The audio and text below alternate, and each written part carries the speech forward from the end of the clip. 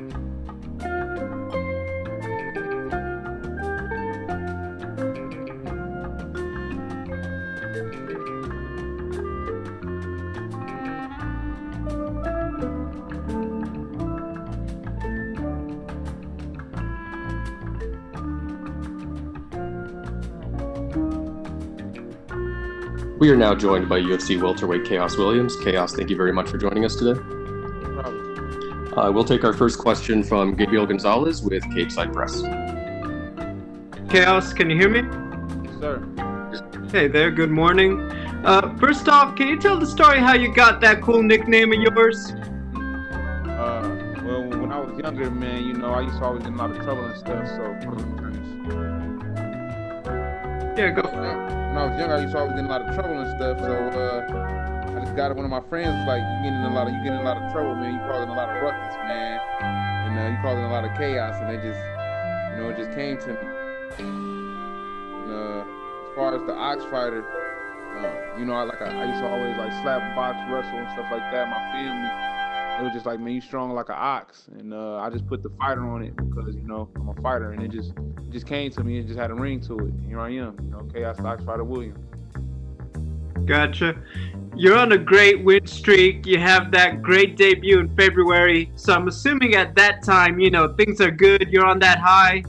Then COVID just kind of slows life down for everyone. I mean, what was it like to have all that, the great debut, and then a few weeks later, everything just seems to come to a stop? It definitely was at the time, it definitely kind of hit me a little hard because, it was 2 weeks before I was supposed to fight. I was in tip top shape. I was looking forward to the fight. I was dieting, put my social life on mute, just putting people to the side, getting tunnel vision focused. So for it to stop like that, I had people buying tickets and everything to the fight. So I was looking forward to it.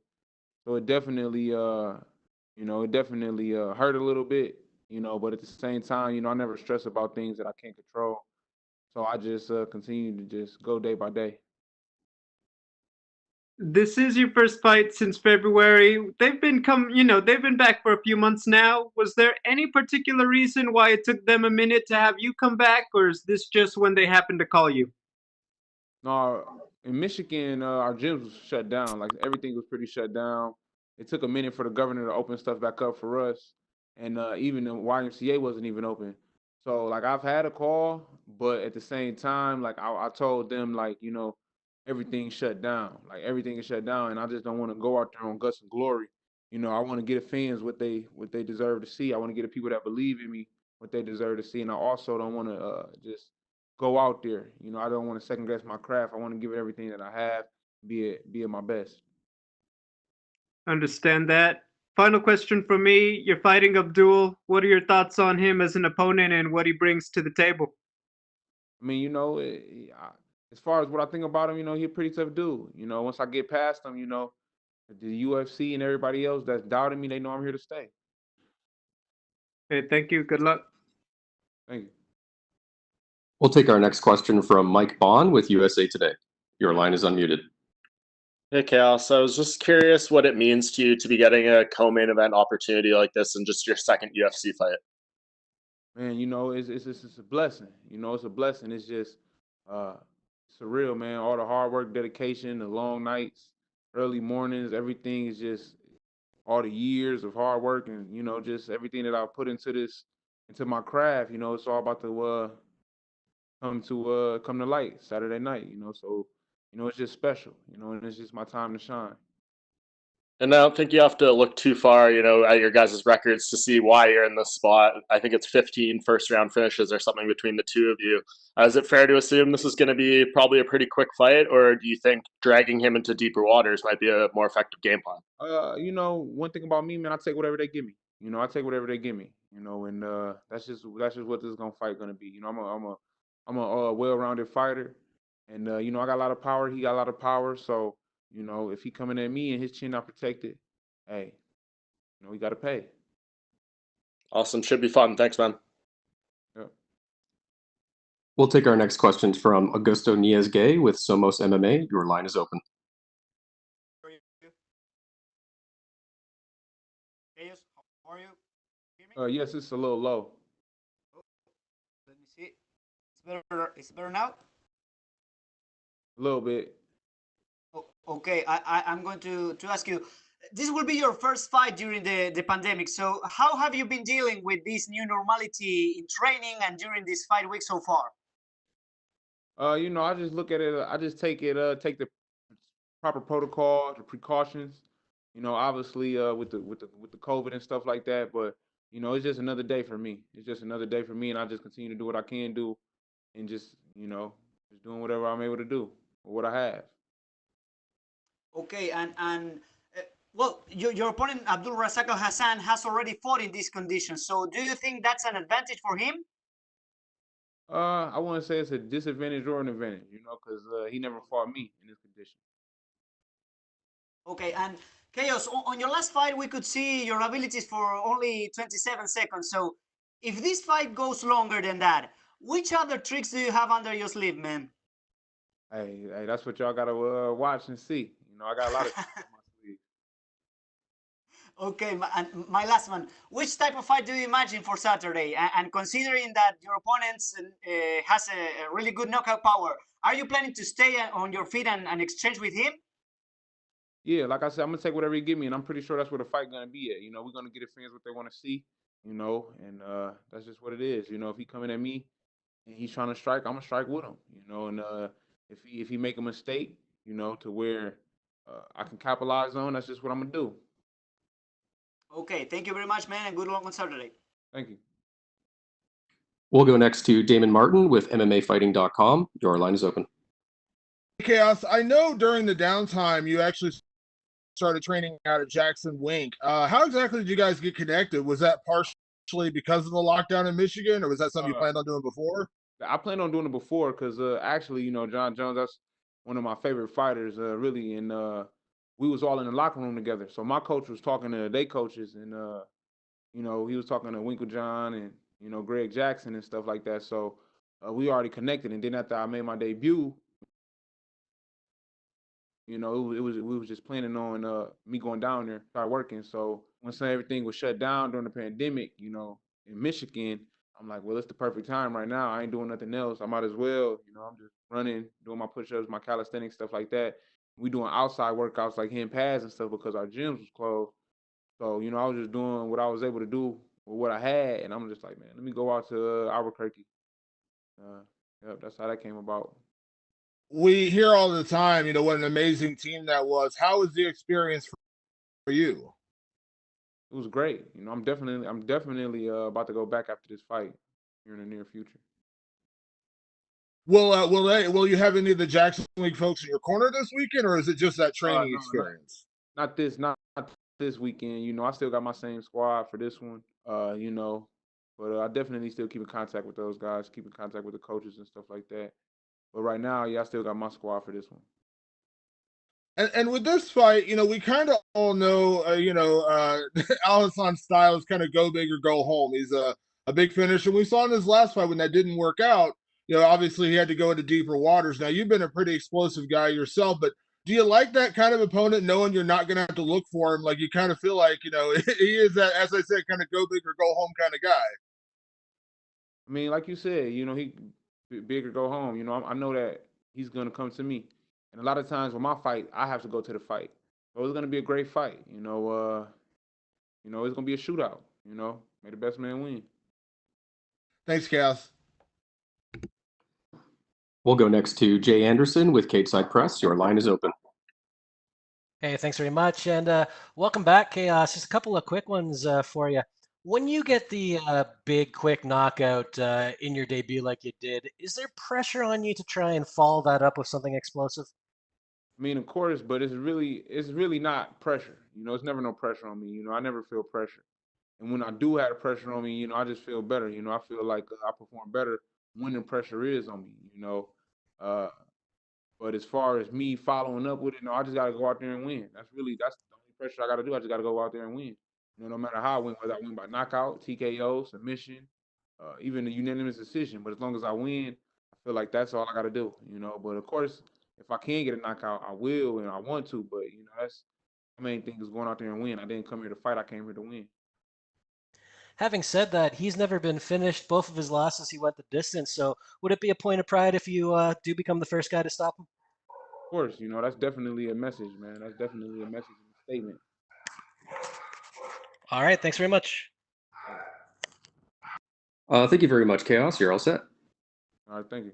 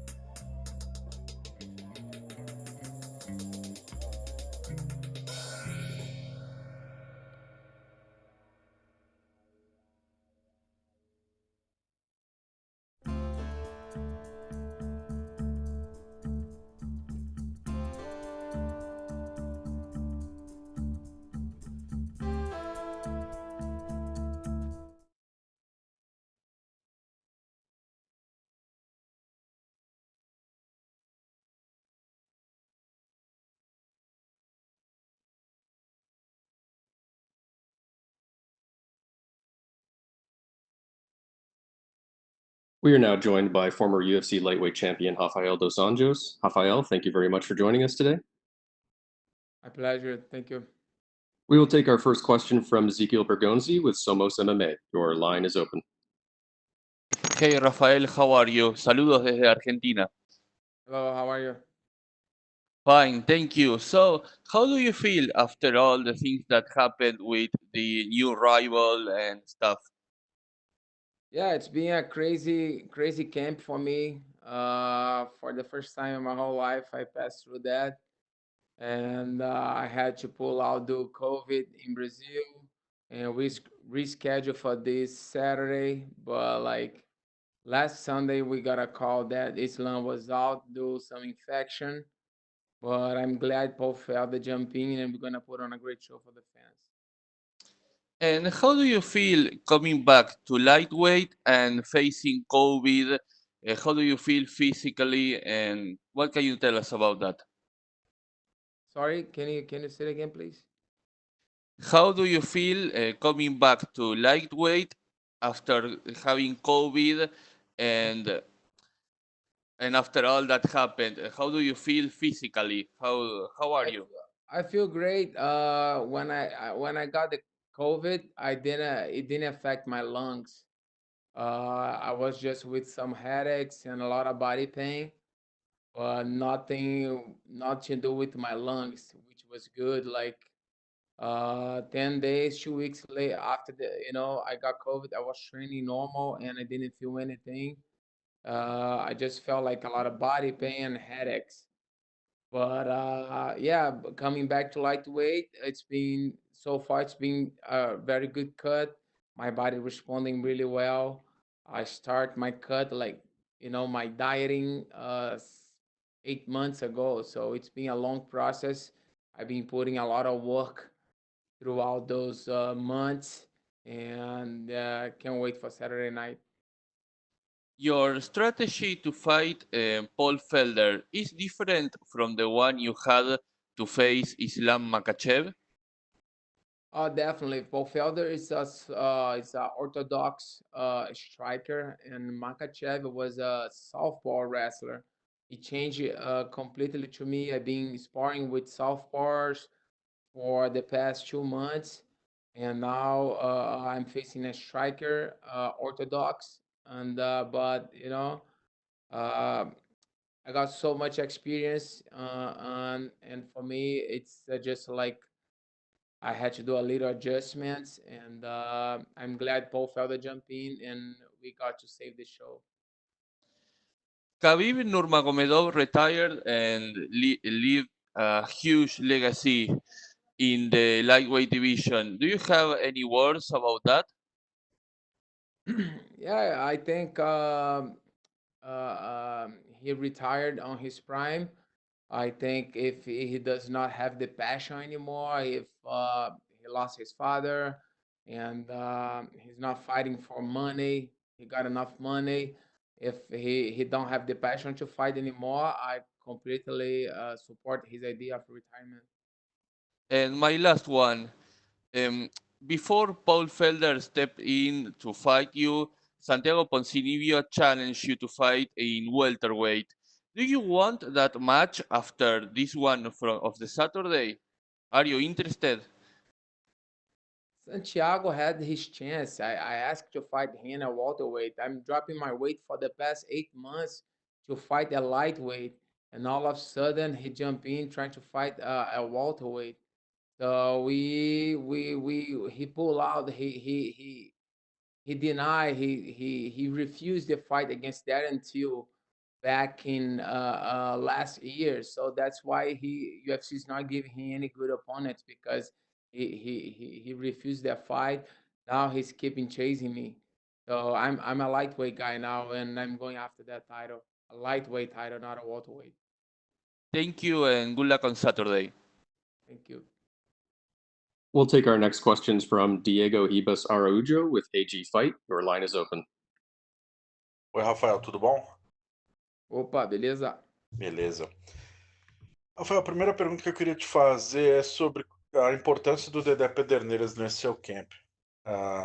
Ele foi seu head coach, eu li numa entrevista, não esqueci agora onde, acho que foi para Evelyn, enfim, que você mencionou que estava meio assim head coach nas últimas lutas, alguém que coordenasse todo o treinamento, estudasse o adversário. Qual foi essa importância, se de fato você estava assim head coach nas últimas lutas, e o quanto isso pode mudar na sua performance? Não, na verdade, eu tinha um head coach, o Parrilha era meu head coach, mas eu acho que eu estava precisando de um cara que tivesse mais envolvido, tivesse uma galera, uma equipe que pudesse me dar mais a visão de estratégia na luta, que eu estava notando que eu estava muito sem estratégia e sem treino mesmo, sem sparring. Então, a gente, com essa situação toda de Covid e tal, a gente decidiu, as crianças estudando online, a gente decidiu passar uma temporada no Brasil e eu escolhi o Dedé para fazer o camp lá com ele. Foi a melhor escolha que eu fiz. O Dedé é um cara que está muito envolvido. Eu não preciso ficar dando feedback para treinador do Muay Thai, para treinador físico, para médico. Então, ele é um cara que fica super envolvido e, e, e agiliza tudo. Ele que planeja tudo ali, qualquer coisa, é tudo com ele. Então, tirou um grande peso das minhas costas, que eu estava meio que comandando meu camp também por muitos anos. Então, eu acho que isso não é legal. Dedé é um cara que é envolvido, entende muito de luta, estratégia, corte de peso também. E eu acho que tirei um grande peso dos meus ombros. E você pretende treinar mais vezes no Brasil? Tem algo que você sentiu lá que te fazia falta, que você percebeu agora que você não tem nos Estados Unidos? Com certeza, eu planejo voltar, fazer os outros camps lá. Eu acho que ver onde eu cheguei e ver a galera ali batalhando para chegar num evento melhor, eu me vi naqueles garotos ali também, né? Então, foi bom também para você dar valor ao que você tem na vida. Então, foi não bom só fisicamente, na parte de luta, mas na parte pessoal também. Então, foi muito importante para mim essa estadia no Brasil. E para suas próximas lutas, vamos supor que você vai, se você fizer o camp no Brasil, vai ser na Nova União, vai contar com o Dedé. Se for nos Estados Unidos, como você pretende suprir essa falta de alguém que tire esse peso das suas costas, como você mencionou? Cara, nos Estados Unidos eu vou fazer uma manutenção. Eu não vivo em camp, né? É uma manutenção. Eu vou continuar fazendo minha parte física, meus treinamentos. Eu tenho treinador de boxe, eu tenho treinador de jiu-jitsu, eu tenho preparador físico, mas a gente fechando uma luta, a gente vê uma maneira de a gente agilizar o camp, porque eu tô no plano aí de ser campeão de novo do peso leve. Então, é, Tô investindo na minha carreira, então é um momento de sacrifício mesmo. Maravilha. Falando desse peso, então, da questão do peso, né? Você volta para os pesos leves. Como foi esse processo todo de fazer uma dieta, uma reeducação, sei lá, alimentar por tanto tempo? Eu lembro até que uma entrevista sua com o Alonso, você mencionou que tinha que seguir muito à risca por muito tempo, se de repente você fugisse uma refeição, seu peso já subia. Como foi esse processo todo, até pela pressão, talvez uma pressão psicológica, enfim, mas como foi fazer tudo isso e como você está se sentindo agora? Quanto peso falta e com quantos quilos você pretende lutar no dia da luta? Cara, eu pensei, eu vou ter o resto da vida aí para poder comer. Minha carreira não vai para sempre, né? Então tenho mais alguns anos aí de carreira e é a chance que eu tenho de dar uma reinventada e de mostrar alguma coisa nova. Eu acho que eu subi de peso e tive tive bastante sucesso na minha subida de peso. Eu não vejo muitos lutadores tendo o sucesso que eu tive. Muitas pessoas falam, mas você foi perdeu quatro, ganhou quatro, mas eu lutei pelo cinturão, eu não cheguei, eu não subi de categoria e lutei direto pelo título. Eu lutei com os caras ranqueados, subi no ranking, ganhei 2 campeões e lutei pelo cinturão. Então, eu cheguei perto de ser campeão ali de 2 categorias. Mas agora, nesses últimos 7, 8 meses aí, eu tenho seguido um programa de treinamento, de dieta muito forte e consegui reduzir meu peso assim do dia a dia em 8 a 10 quilos. Então, o peso está bom, o corpo está respondendo ao corte de peso e, e agora é só focar aí e tirar o restinho do peso para amanhã. Mas e você pretende lutar com quantos quilos no sábado? Cara, eu tô mais ou menos na forma que eu tava contra quando eu lutei com o Anthony Pettis. Eu lembro que naquela luta eu pesei 78,5 kg, assim, no dia da luta. Maravilha, então. Para terminar, esse processo de encontrar um novo adversário, né? Caiu uma luta em cima da hora. Quão difícil foi? Quantos dias você soube antes da notícia se tornar pública? Quantos dias você já sabia? Quantos adversários foram, chegaram a ser negociados, né? E queria que você falasse um pouquinho desse desafio para o Michael Chandler. Se agora já criou-se uma rivalidade, pode ser resolvido no futuro. Cara, o meu empresário, Giovanni Biscardi, me ligou no domingo falando que o cara saiu da luta, que o Xaxaba ligou para ele. E até então o Xaxaba tinha falado que ia tentar arrumar um adversário. E, a gente eu comecei a pensar e, o Michael Chandler é um cara que estava no peso para lutar esses dias aí e tá sempre postando foto, vídeo em forma, malhando. Eu achei que poderia ser, mas não rolou, não aconteceu. Ele falou que tem outros planos. E eu acho que. E aí o Giovanni foi, no outro dia já veio logo com o nome do Paul Felder. E a gente nunca imaginou que eles iriam vir com esse nome. A gente tava pensando em outros nomes, de repente até um peso casado, porque de repente pela proximidade da luta as pessoas não conseguiram bater o peso, mas aí o Paul Felder entrou, então foi melhor. Foi uma benção, na verdade. Entrou um cara melhor ranqueado e é isso. Sábado vai ter luta boa aí. Vamos botar um show aí pra galera. Maravilha. Obrigadão, Rafael. Nada, valeu.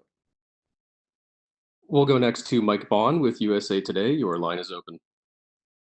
Hey, Rafael. Apologies if I'm going to make you repeat anything you just said in Portuguese there, but I'm just curious, we're about 22 hours away from the weigh-in scale opening. I know the hard part is probably still to come, but are you surprised how good you feel right now going back to lightweight for the first time in about 4 years?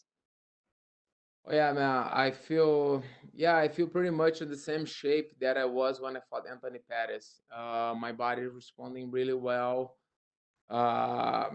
Yeah, so every goal that we put during the training, during the cuts, my body is being like, I've been cutting more weight than the plan. like my body responding really well. And yeah, like you said, the hardest part still to come, but we feel pretty confident, and the weight will come off easily. Why did you ultimately decide to do this? Because I feel like over the past few years, and including when I talked to you a few months ago, you said, lightweight, not really too much going to be in my future again. Maybe for like a Conor McGregor fight or like a title fight, I'd go back down. But generally speaking, I don't know if I want to put my body through that again. So why did you decide to make this move? Yeah, my goal is to be a world champion, like I was once again. And uh, i- man, in life we have to make sacrifices. I think at welterweight, I had a good run. I fought for the title, but I think I'm not too big for welterweight. That gap, the 15 pounds gap, is such a big gap.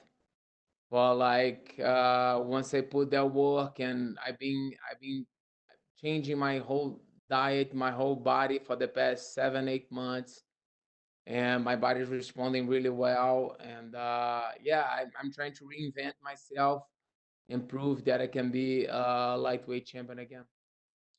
Yeah, no, some of the same faces at the top of this division, but a lot of new ones as well. And I think Islam was a guy that, is obviously on the rise, and we're going to be interested to see how he'd do against someone like you. What do you think about how the division is different compared to when you left it? Yeah, a lot of new guys. Yeah, it's been changing a lot. All like the top five guys, they really like cautious to take the next step. It's been kind of a very strategic game playing by then. Back on the days, like everybody fight everybody.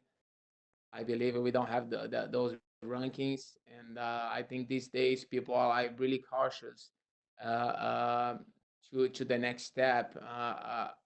Nobody want to take any fight because they want to wait for someone else to take the fight, to wait for someone else results. And I think that it slowed down the division a lot. Fighters gotta fight. Fighters gotta fight. You can just hide behind rankings and trying to pick the best fight, the best match, and waiting for results that for fights that is still on the paper. And yeah, man, fighters gotta go there and fight. Yeah, and that's kind of what helped you make your run towards the title the first time around, being so active. I'm curious though what you think of this fight with Paul Felder. Now, do you like this matchup better than Islam? Because we commend you for taking all these fights against wrestlers and guys that are trying to take you down, but it seems like Paul's going to be the first guy you've faced in a while whose first strategy is to stand with you. Yeah, I was training for a softball wrestler, and Paul Felder jumping. Yeah, you know, I met him, and I think he's a really cool guy. It was really good for him, for us. Now we saved the show by him stepping in on a 5 days notice. But he's a striker, orthodox, and it changed for me a little bit. But I'm pretty sure we're gonna put on a great show for the fans. Great, thanks, Rafael. Welcome. We'll go next to Louise Green with MMA Crazy. Your line is open. Hi, you obviously said previously there about the decision to move back down to lightweight. But I'm curious because you expressed an interest before in, getting a fight rebooked with Conor. Are you hoping that that could still be a possibility down the line if you get back into the win column on Saturday? Uh, I just want to clarify. Conor McGregor is not my goal. I don't want to Mhm. like. I'm not fighting. I'm not dropping back to lightweight division to fight Conor. It's not my goal. I want fight for the belt. Whoever has the belt, I will fight. Well, like Khabib leaving the division, I think we'll leave the division wide open. And if you look, focus my focus is 100% on Paul Felder on Saturday. But like you said, being back at the win column, I think if you look to these top five guys, if you look at Ferguson, Gagey, and Poirier, they all the former interim champions. The only two guys that was for former champions was me and Connor. And Khabib leaving that division, I think that fight could be a good fight for the vacant belt. Yeah, definitely. And then what do you think about his return, and how do you think he does in his rematch against Poirier? Uh, I think he beat him once. I think Connor is a very good striker, and I think it's a good matchup for him. Poirier is a good matchup for him. And does that up the pressure for you at all going into Saturday to get back into the win column against Paul Felder? Sorry, can you say it again, please? Does it up the pressure for you at all going into Saturday with Paul Felder coming on such short notice? Do you feel any added pressure because of any of the circumstances? No, fight's a fight. Every fight is the fight of your life. Uh, I've been putting a lot of work for the past 8 months, and of course I feel pressure, but like that's part of the game. I don't think anybody step on that octagon without a pressure. And what do you think you can expect to see from Felder on Saturday, and how do you see the fight going down? He got a great striking. He's a very technical fighter. He comes to fight. He got big heart. We're gonna put on a great show for the fans. But I see on the end of the fight, I have in my hands raised. I put a lot of work, and can't wait to show it Saturday night. That's great. Thanks. Thank you. We'll take our final questions from Damon Martin with MMA Fighting. Your line is open. Hey, Rafael, before the fight with Paul Felder came together, I know you had called for a fight with Michael Chandler, and he had responded. It seemed like you were kind of disappointed in that. Can you kind of give me your thoughts on that whole situation with Michael Chandler? Yeah, he was scheduled to fight 2 weeks ago, I think. And yeah, he always keeping. When I got the news that Islam got infection, he's not gonna be able to fight. I thought about Michael because he always posting pictures, videos, training in shape. He just signed with UFC. He didn't fought, and I guess like I thought maybe he wants to fight. But like I say, these guys they always want to pick fights that can boost them, that playing very strategic. And yeah, but he said he got other plans, but I respect that. That's it. I think different. I think fighters gotta fight, and if you're in shape, you're training. If you're always posting videos with nice quotes like I'm ready for anything. So you should take fights, but people are different. With that being said, when Islam fell out, obviously it sounded like you were ready to fight no matter who it was, but were you happy, when you got the call about Paul Felder? I mean, considering where he's at in the division, his record, I mean, I don't know that you could have asked for a better fight on 5 days notice, right? Oh yeah, that was a great replacement. We could ask for a better. That fight, UFC put that name on the table back in August, but it didn't come. Didn't work. Didn't work the fight. I think my weight wasn't on point yet. We couldn't figure out a date. But like yeah, Paul Felder on a 5 days notice. He's a guy that comes to fight. It's a more exciting match. I think for all of us, for the fans as well.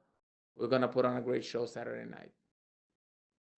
And last question for me. I know you had a lot of respect for Islam, and you you kind of talked about the rankings and the problem with the rankings, but in a way, do you feel like this is actually a bigger fight considering where Paul is in the division?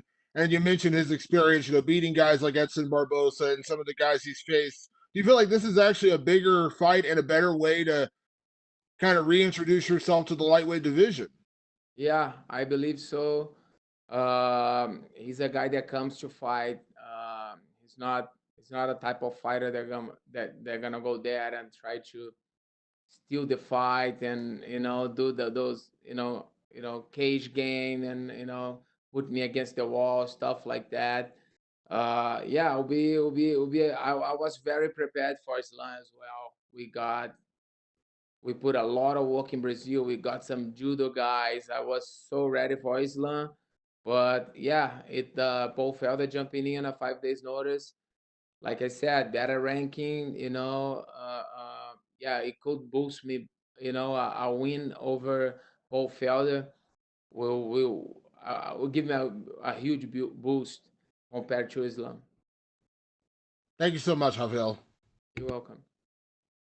Thank you very much, Rafael. You're all set. Thank you.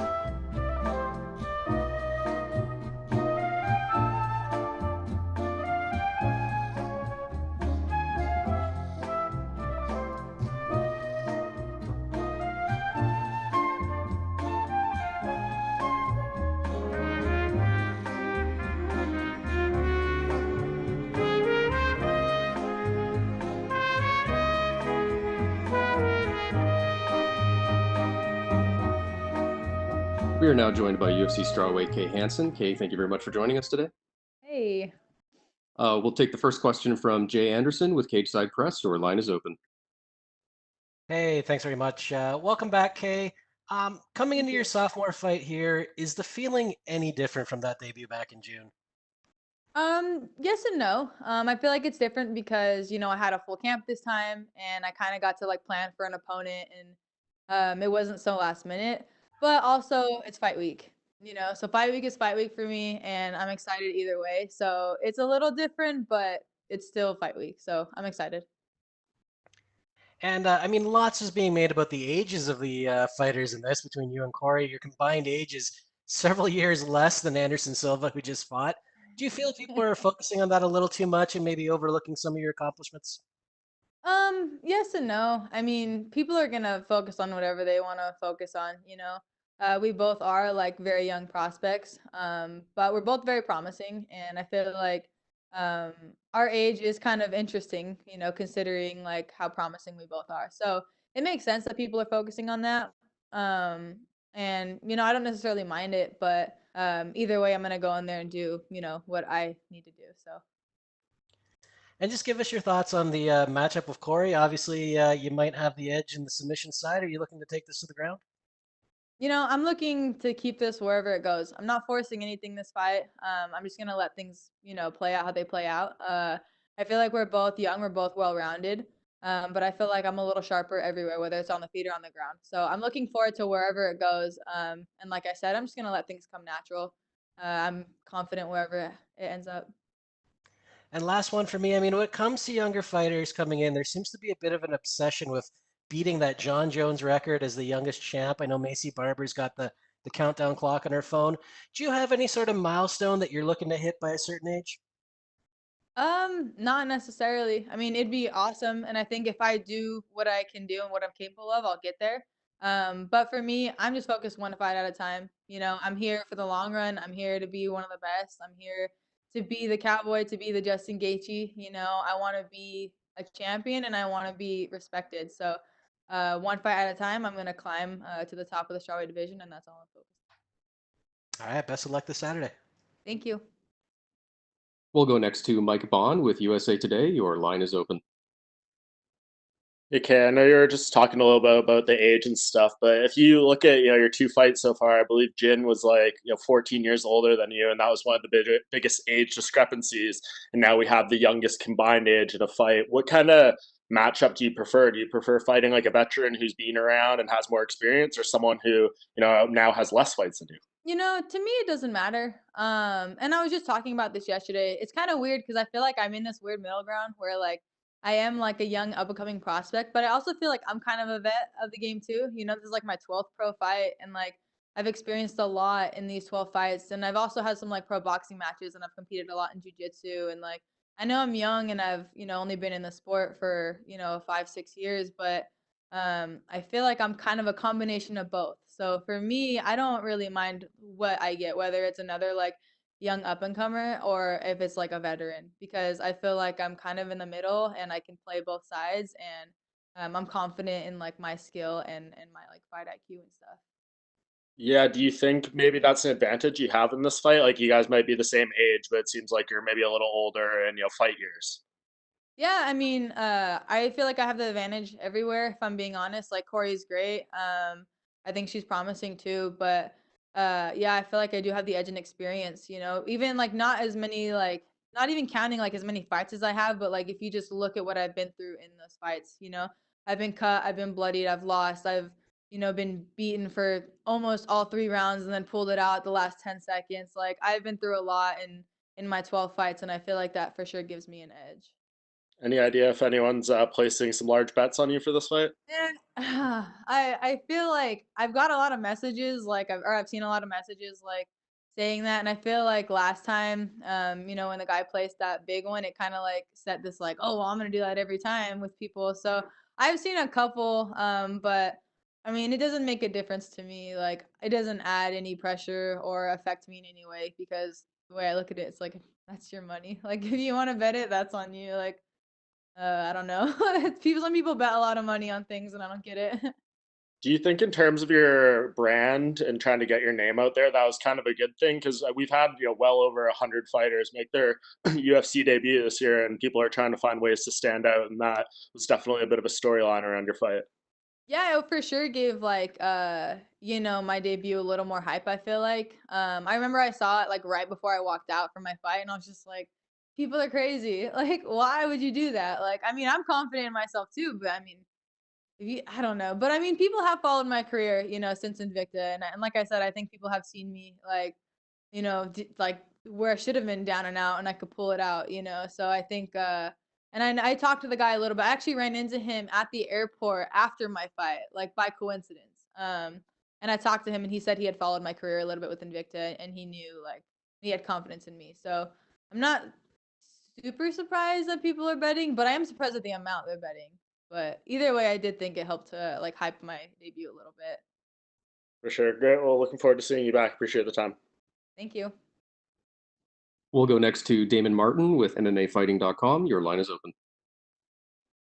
When you had your debut, it was such a crazy experience, short notice, stepping in, and afterwards you talk about the bet. But another thing that happened after your fight, and you hadn't even really had a chance to react to it because you were, I think it was like literally right after the fight, was Ronda Rousey taking notice of your performance. I know it's been some time since then, but what does it mean to you when you're making your debut and there's no guarantee, there's going to be a lot of attention, but when you get somebody like Ronda, an icon of the sport, paying attention to your win, like what does that mean to you as a young athlete? It means a lot. Yeah, I remember after my fight, Megan Olivier was interviewing me, and she was like, "Oh, did you see Ronda's tweet?" And I was like, "No, I haven't got a chance to look on my phone." And like, it's super cool because Ronda, like, she set such a good like path, I feel like, along with a lot of other women, of course. But like for me, like everyone kind of, I've told the story a few times, but like she's the reason I started fighting. I watched her versus Betch Correia, and I was like, whoa, like I got to do this. So it was super cool, getting that credit, and like also finishing a fight in like a similar fashion to how she finishes, because she is the reason that like I started in the sport. So it was really cool to see, that little bit of recognition from her. Are you able to like kind of geek out at a moment like that and kind of enjoy it? Because now people are looking up to you. You're going to have young girls looking at you and saying, I want to be the next Kay Hanson. But do you get a minute to kind of be a fan for a second and just say, how awesome that was that somebody that meant so much to you was paying attention to your fight? It's hard for me because, I've always kind of had a hard time soaking everything in because I'm such like I try to like look for what's next. And that's what I've like been trying to focus on lately, is like living in the moment. So I feel like even with my whole UFC debut, like it all happened so fast, and like everything happened so crazy that like I feel like I didn't even get to really take it in. So like that's what I've been trying to work on, is like living in the moment, taking each moment in. But it's so hard because like I said, I feel like my mind is just wired like what's next, what's next, what's it, and that mindset has like helped me get where I am. But I'm trying to find this balance because I didn't really get to like I don't feel like I enjoyed the moment as good as I should have when it came to like my whole debut. So that's what I'm trying to focus on, and hopefully like this time around it'll be a little different. I know a lot of people are bringing up the age thing, and I hate to ask one more question about that, but considering the experience you have, though, we see a lot of fighters when they come in very young, they face a little bit of adversity the first time, and Yeah. I'll say they fall apart, but we see them struggle. Do you feel like you're not the typical 21-year-old fighter? You're not, somebody we're saying you're so young in the sport because of all the experience you have. Yeah, I kind of pride myself on, being like I said, like kind of a vet of the sport already at 21. I know I'm really young, but like I said, like I've been through some stuff in my fights. I've been cut multiple times. Like I've lost in horrible fashion. I've lost close fights. I've won close fights. I've won in great fashion. Like I've been all over the spectrum with all my fights, and it's helped me grow like not only as like a fighter but like as a person. So I feel like I'm not your average 21-year-old even like outside of fighting. I've been through a lot like in and out of in and out of the cage like when it comes to my life. So for me it's like I don't feel like I'm a typical 21-year-old, So people are geeking out about the age and like I said, I think it's super cool, especially now that we're on the main card. Like I think it's super cool, two like young, up and coming, promising athletes fighting each other. Like I think it's awesome, but I do think I'm not the average 21-year-old, especially when it comes to fighting. And last thing for me, you kind of mentioned it earlier, long term, you think championships and things like that, but you mentioned the kind of attitude of like that cowboy gauge kind of attitude. In an ideal world, would you like to be that active fighter? We saw it this year with Kevin Holland. He's just about to have his 5th fight this year. We all know the cowboy mentality, the Neil Magny mentality, wanting to fight every other week if possible. Would that be like the perfect situation for you? So my whole career, like if you followed my career, you'd know this, but like I know there's a lot of people who are new to me, so people are gonna get to know this about me. Like this is the first official camp I feel like I've ever had. Like all my fights have been 3 weeks or less notice. Like I love short notice fights. Like I'm like I don't know. I like camps because it's cool because you get to see like your progression, you get to plan for a specific opponent. But like the way I look at it is like your skill set should be able to beat anyone at any time, and you should have that like because I train the same in and out of camp no matter what. I'm in the gym all the time. Like I don't have like an out of camp like training schedule. It's all the same for me.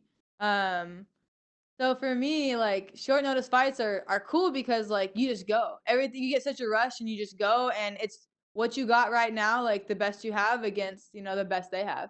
So I love short notice fights and I love staying active, So for me that's ideal. Like I said, I loved having a camp. It was cool, but like something about short notice fights like will always have a place in my heart.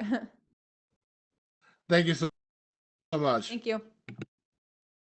And we'll take our final questions from Gabriel Gonzalez with Cageside Press. Your line is open. Hey, Kay, so, a lot of my other ones were already taken, but I did want to ask, because you had the great debut with the guy who bet the money, with the Ronda Rousey and everything, is there pressure? Like, how do you separate it? Because obviously you have all that great stuff happen in the first one. I'd assume you go in and it's like, well, how do I top that?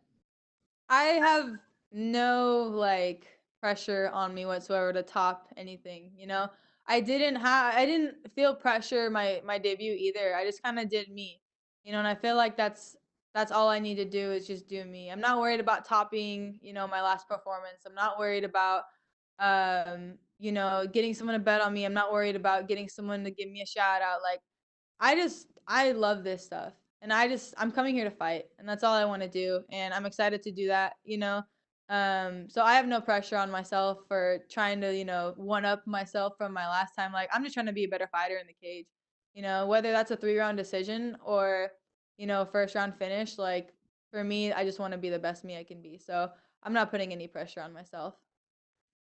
Going back to the age and with Cory McKenna, I mean, you guys are kind of on similar paths. You did your thing in Invicta. She did her thing in Cage Warriors. I mean, look, very honest, not every young prospect gets off to this great start. So just in terms as a fellow competitor, what do you think of how she's developed in a short time? I honestly can't tell you that because I don't watch much tape. I kind of let my coaches do that. I'm mostly worried about myself. Like I said, I'm just trying to be the best version of myself, and I feel like, um, my skill set should be able to be anyone of any other skill set. And if it doesn't, then I have to go back and do more work. And I have confidence in myself and my skill set. So for me, I don't really know. I can't tell you her record. Like, I know a little bit about her, but like, I haven't watched every fight. Like, I haven't watched any like full fight. I trust my coaches and I leave that up to my coaches, and I'm just worried about me and what I'm doing. So, I think, like I said, I do think I have the edge in experience and, in like having to overcome adversity. But, I don't know necessarily how she's developed as an athlete. I'm expecting the best Cory McKenna that she has, and I hope I get the best Cory McKenna that she's ever been. 'Cause she's gonna get the best me, and I don't want nothing but the best version of someone. So My final question, so you're just starting out your UFC career, but there's a lot of fun stuff the UFC does. There's Fight Island. There's yeah. obviously getting to be on a big pay-per-view with some of these big names that attract a lot of attention. I mean, set out your goals. What's something you would like to do next? Do you want to fight on a particular person's undercard? Do you want to travel when it opens up? I want to take any opportunity I'm given. I want to go to the top, and I trust the UFC, and I trust myself, and I trust my camp to help me get there. And I'd love to get a top 15 opponent next. I'd love to work my way to the top. I'd love to be the co-main event. I'd love to be the main event. This is my dream, so I'm here to live it. So whatever that comes with, I'm here for the ride, and I trust everyone that's in my circle. So Hey, thank you, Kate. Good luck. thank you. Thank you very much, Kay. You're all set. Thank you.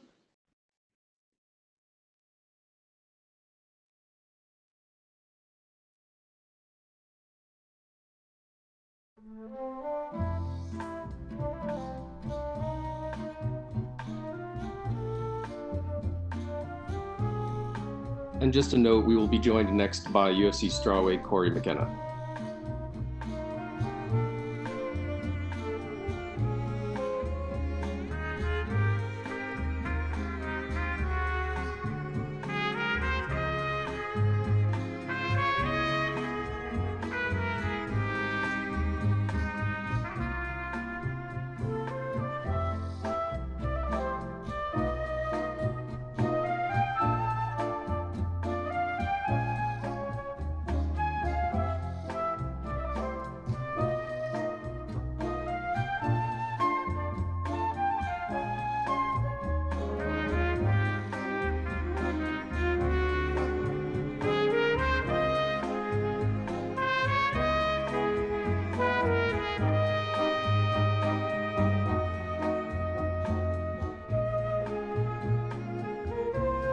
We are now joined by UFC strawweight Cory McKenna. Cory, thank you very much for joining us today.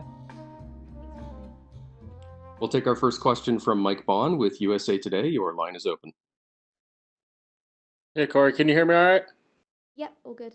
Okay, Kara, I couldn't hear you before. I'm sure you're gonna get a lot of the questions we just asked Kay here, but a little bit of history between you two, being the youngest female matchup in terms of combined age in UFC history. Is this the kind of fight you expected for your debut here? Or do you think maybe you would get someone a little more seasoned in the game? I mean, generally you tend to see, obviously, they see a lot of the new prospects and stuff coming in. They tend to fight someone that's kind of on their back end of the career or on their way out. That transition seems very common in the UFC. But I never really thought too much about who I'd be fighting when I got into the UFC, as opposed to the fact that I just knew that it was going to happen eventually. So, very excited to get in there regardless of who it is. And I'm actually excited that it's going to be, like I say, two young prospects. I think it's a very exciting fight. Yeah, and you kind of alluded to it there, but what does it mean to you to finally be here? Oh, it's a bit surreal, to be honest. Feels like I'm in a dream, but yeah, it's amazing. It's a great opportunity, and I'm really looking forward to it. Yeah, and there was a lot of attention around Kay coming from her debut. Ronda Rousey was tweeting about her. People were betting, big sums of money on her and stuff. Do you think this is an opportunity for you to go in and kind of steal some of that shine for yourself and show who you are in this fight? I'm not too worried about that, to be honest, in terms of like the hype and all the following and stuff. Obviously, I receive an amazing amount of support myself. I'm very grateful for everyone that's sending me support and everything. Kay's an amazing athlete in herself, so not going to be trying to steal any of her thunder. When I go out there, going to get that win on Saturday, but she doesn't take anything away from her and everything she's accomplished so far. But yeah, I think it's going to be a great fight. There's a lot of support behind it, like you say. Whether they're rooting for me or rooting for her, I think it's going to be a very popular fight. Great, looking forward to it. Thanks for the time. Thank you. We'll go next to Gabriel Gonzalez with Cage Side Press. Your line is open. Hey, Cory. After your win at Contender Series, you talked about how you were going to be moving to the United States for training and living full time. I know obviously stuff with Corona has changed a lot everywhere, but were you able to finally make it? Yeah, Contenders actually opened up the opportunity for me. So after that, I stayed in the US and I moved straight to Sacramento. So I've been there pretty much I've been there since the Contenders fight. Making the most of, obviously, I had the travel restrictions waived thanks to the UFC. So yeah, just capitalized on that and made the move straight out there. Obviously, doing your thing in Cage Warriors, which is a big promotion overseas, is huge, but the UFC is a whole nother level. Can you talk about just what it's like? I mean, obviously you're young, but now you're getting a lot of attention. I'm assuming people are very excited about your career that maybe hadn't heard of you before. What's it like just to, deal with that change of all the added attention? Yeah, like you said, I've always received a lot of support, fortunately, and obviously fighting on Cage Warriors, which was the biggest show in Europe. So obviously that was a large platform in itself. It's not been too much of a change for me in terms of step up. Obviously, a lot more media and a lot more stuff like that. But nothing we can't handle. But yeah, it's very exciting. Obviously, it's a lot busier, a lot more exciting. Everything's kind of go. But yeah, really, it's been amazing. Out of curiosity, because we did just have Kay Hanson do the media before you, did you run into her coming in as you were doing your interview? No, I didn't. Okay, just curious. My final question, joining the UFC, you're on another fight night, but there's a lot of big stuff that happens. There's a lot of big cards and pay-per-views, and there's travel, Fight Island, and then obviously, in the future, we expect that all to come back. What do you want to do in terms of yourself personally? Do you want to travel a lot? Do you want to fight on the undercard of a particular star? Anything like that? Not particularly. I just want to stay active. Obviously, I had a big layoff last year, so I'd really like to just stay active for the for the upcoming future. Obviously, it'd be great to travel. I think very fortunate in this sport that obviously we get to travel around the world. We get to see lots of different things whilst doing what we love. So obviously, if the opportunity arises for me to see new places and travel to new places, that would be amazing. But for now, my only goal is to get this win on Saturday and then get back out there as soon as possible and stay nice and active. Hey, thanks, Cory. Good luck. Thank you. We'll go next to Damon Martin with MMAfighting.com. Your line is open. Coming off the Contender Series, the win, I noticed on your Instagram you posted a photo of yourself with Dana White from when you were several years ago. You kind of made a joke. Your mom kind of embarrassed you in that moment. Could you tell that story, how that happened, and kind of coming full circle, 7 years later and signing with the UFC? Yeah, so back in, I think it was 2013, I went to my first ever live UFC event. And yeah, like we had good seats. We were down by the front, so obviously Dana White walked past, took some photos with a few different people, and my mum, being a stereotypical mother to someone who's just started fighting, she ran over. She was like, "Oh, 5 years time, you're going to be signing her." I mean, it took me 7, so a little bit behind schedule, but I guess she was right. She knew what she was talking about. Obviously, I was very embarrassed at the time, and being a young teenager, I was like, "Mom," but yeah, that was fun. It's a good story. We remember, and I'm sure you probably heard this story, maybe not, but years ago, Conor McGregor, came to a UFC event. And he had a photo with, I think it was Chuck Liddell and somebody else, and years later, he becomes Conor McGregor. I mean, is it cool though, thinking back, 7 years ago, you're a fan, 13 years old, sitting in a fight, and now here you are about to make your UFC debut? Like, is it kind of crazy, kind of putting those two things together? Yeah, like I say, it's completely crazy. Like that feels like yesterday to me. This was like a pipeline dream, and we managed to get it done. So yeah, like you say, it's a bit surreal, but knew it was gonna happen eventually. So I'm just glad to be here. You've been out at Team Alpha Male, and we hear a lot. I mean, I don't think there's any giant secret how good that team is, but we hear a lot about Uriah Faber as a mentor. We've seen it with a lot of young fighters. Andre Feely speaks his praises constantly about how much Uriah has meant to him in his career. How much has Uriah meant to you in terms of, not only as a coach, but as a mentor, as a young fighter? Yeah, Uriah is amazing. He's a veteran of the sport, obviously Hall of Famer and all that. Everyone knows that, but he is also one of the most selfless people you'll ever meet. I've yet to hear anyone say anything negative about him and what he does for not just the sport and the team, but individuals as well. He really took me under his wing. He puts a lot of time into me. He's a very busy man with obviously, like you say, a new family and everything, but he still finds the time to check in on me and come in and do private sessions with me and everything. So yeah, the support I receive from him is completely unreal, and I like it 'cause it's a bit of a testament, to kind of um, like you say, he sees something in me which means a lot, and I just hope on Saturday I can go out there and make him proud, really. And last thing, kind of following up on that, working with Team Alpha Male over these past few months, full time, actually coming to the States. Do you feel like that's kind of your plan going forward? You want to stick with Team Alpha Male, and that's going to be your team, from here on out? Yeah, I've made that move. I'm currently only on like a 3-year visa, but like I'd like to stay there for the foreseeable future for sure. I really feel like I fit in well there. The coaching staff's amazing.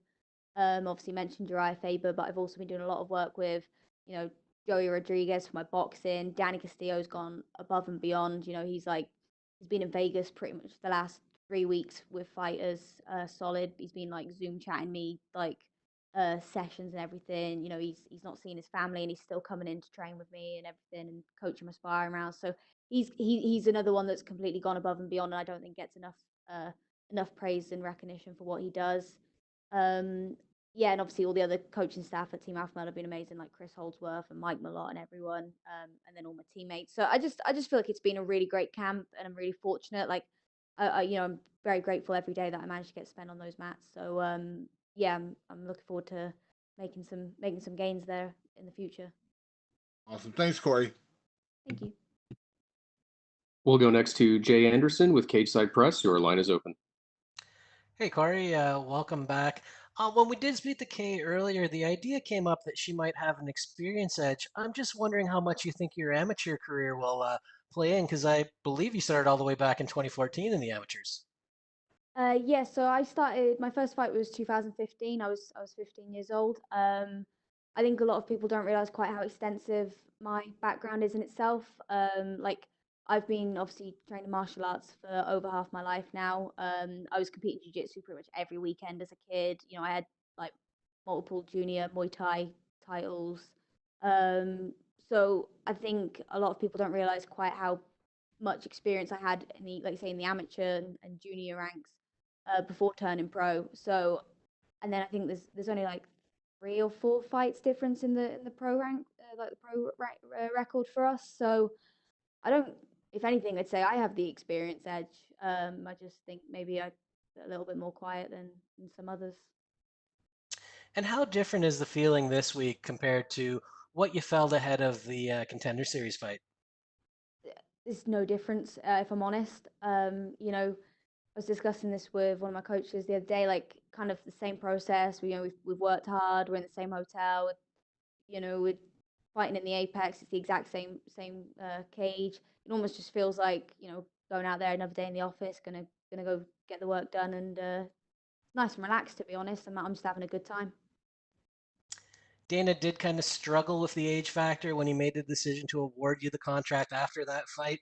How important is it for you to win or lose, put on a strong performance in this, make sure he knows he made the right choice?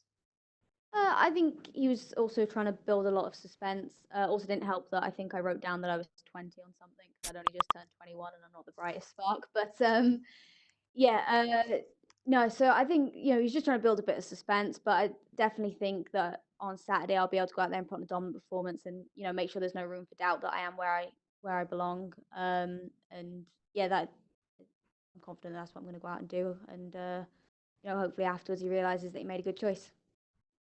And last one for me. I mean, Kay's known for her grappling, her submission. She won her first fight by armbar. The UFC debut, she won by armbar. Is the grappling side, the submission threat, something you've really been focusing on this camp? Not really. I approach every fight the same. I think I'm not going to obviously sleep on her striking, and obviously, like you say, got to have respect for her ground game. But at the same time, when I go into a fight, I just focus on everything and making sure that I am the best version of myself all round. So I'm confident whether it's on the feet, whether we're wrestling, whether we're grappling. As I said before, I've got a lot of submission wins. I've got a very extensive background in jiu-jitsu and stuff myself, so I don't think there's much threat there anyway. Not there's much threat, but also I'm not sat here worried about it, if that makes sense. Like I'm comfortable if it ends up there, and confident that I could actually probably get a submission myself over her. All right. Well, best of luck this Saturday. Looking forward to it. Thank you. Thank you very much, Cory. You're all set. Oh, thank you.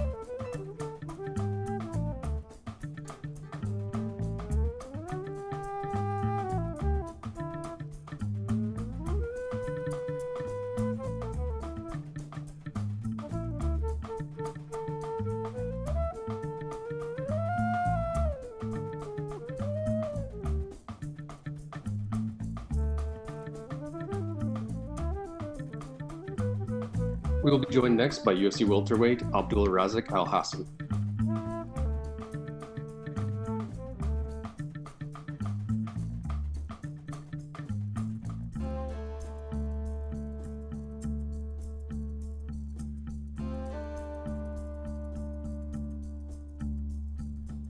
We are now joined by UFC welterweight Abdul Razak Alhassan. Abdul, thank you very much for joining us today. Thank you for. We'll take the first question from Jay Anderson with Cageside Press. Your line is open. Welcome back, Abdul. You know, I want to start with the last fight. Obviously, just the second loss of your career and coming off of a long layoff. What did you take away from that? And have you changed anything in terms of your preparation for this fight? Oh yes, definitely. Preparation for the last fight was not really. When I say it's the best preparation I've had, I think I came into that. I was as a fight as some just want to some stress out other than that athlete and Maruko. So you know we all learn a lot in the life. So I've learned a lot. Sorry, can I just get you to speak up just a little? I think we're getting some volume issues. Oh yeah, yeah. Do you want me to repeat what I said again? Yeah, if you don't mind. Sorry, man. Yeah, I said there's a lot of stuff I've taken out from my last loss. I didn't prepare very well, I think so. And also I came into that fight, more angry rather than fighting as an athlete. I was more upset with everything I've said with it. I really thought that would carry me into a fight, but well for a fight. Yeah. Results is what showed out there. But I've learned a lot from that. And coming into this one, I mean, Khaos Williams, we both know you both have knockout power. He said he wants to test your chin. How do you see this going? Because it seems kind of obvious on paper. Okay. If you want to test my chin, I have the same thing for him too. Let's see how his chin can hold up. Absolutely. And, the co-main event spot, it feels like the UFC knows this is explosive. So what's it feel to get that kind of spotlight on you? It feels amazing. I wasn't expecting that, but it feels amazing for the UFC to kind of believe. I will not say just me because that would be self. Both of us. That's all. I'll do my best. Okay, well, thanks very much. Looking forward to Saturday. Thank you. We'll go next to Mike Bond with USA Today. Your line is open. Well, just curious. Hey man, just curious. Obviously, the road back to the last fight, we all know how tough that was for you. To just get that one fight out of the way and behind you, how different do you feel going into this one? Very different. Preparation is different. Everything is pretty much is different. Good. Feeling happy, feeling like myself again. Putting everything behind me, everything that happened in the past behind me. Looking forward to the future. See kind of rampage I'm gonna make through the division. Yeah, not that you want to make excuses or anything like that, but can you, in hindsight, say what percentage of like your ability you were really fighting at that night and how different it feels now? I cannot say my percentage, and also, is giving excuses will kind of take away the victory from the person who had the. He's a tough guy. He fought a good fight. So me making excuses will just take away from this fight. And I'm sure all of you guys saw that I missed weight, right? Weight cut was horrible weight cut in my life. Never was even that after the weigh-in when I came back, so shaking. I wanted to. So I was so upset. I just wait. This one. The guy is tough. That's why I don't want to make excuses. The guy is tough. It's good.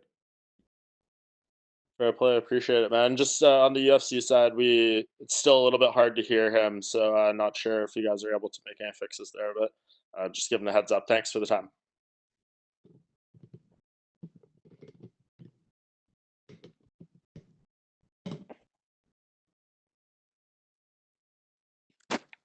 Much better. We'll go next to Much better. we'll go next to Gabriel Gonzalez with Cage Side Press.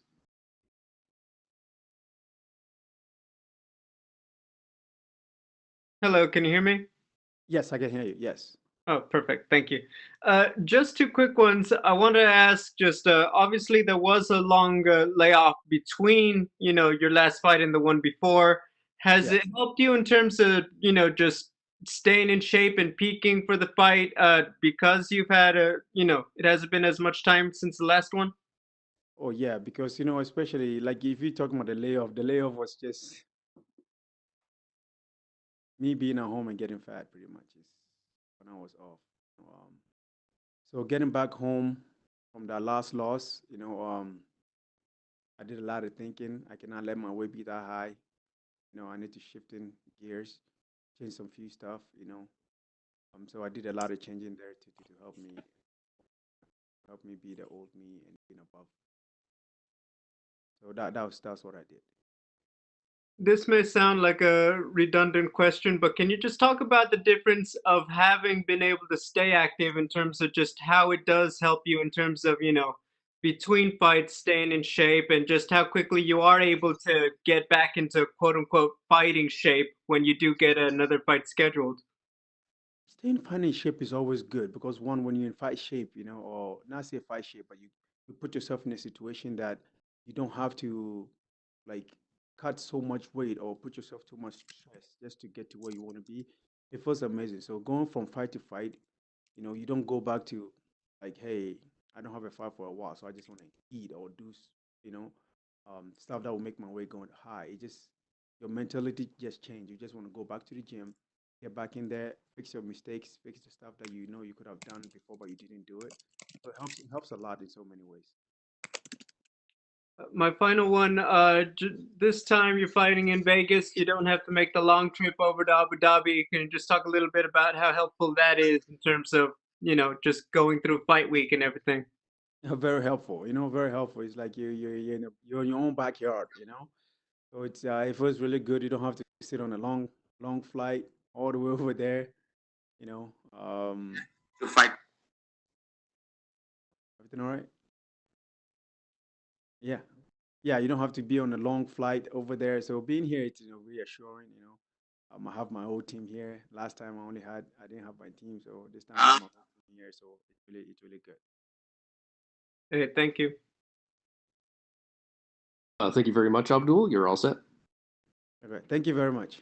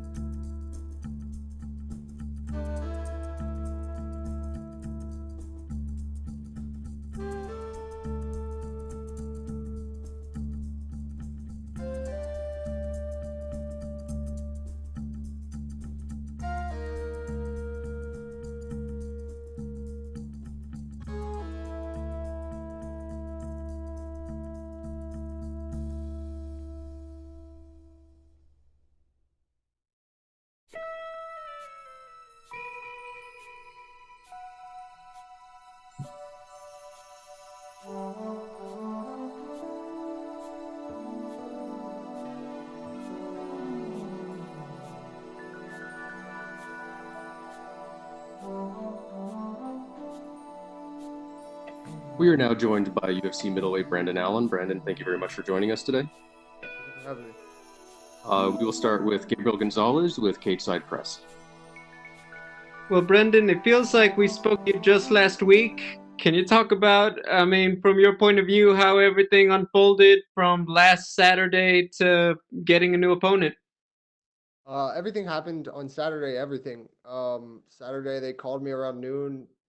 My manager called me and said that he had tested positive and that obviously he was going to be able to fight. I told him I'd fight anybody they had that night or 205 next week, which is this week. And they tried to reschedule us for November 28th, which is the day after my kid's birthday. And I'm not missing my kid's birthday as long as I'm alive for anybody. They tried to reschedule us for December the 4th. It's my wife's birthday.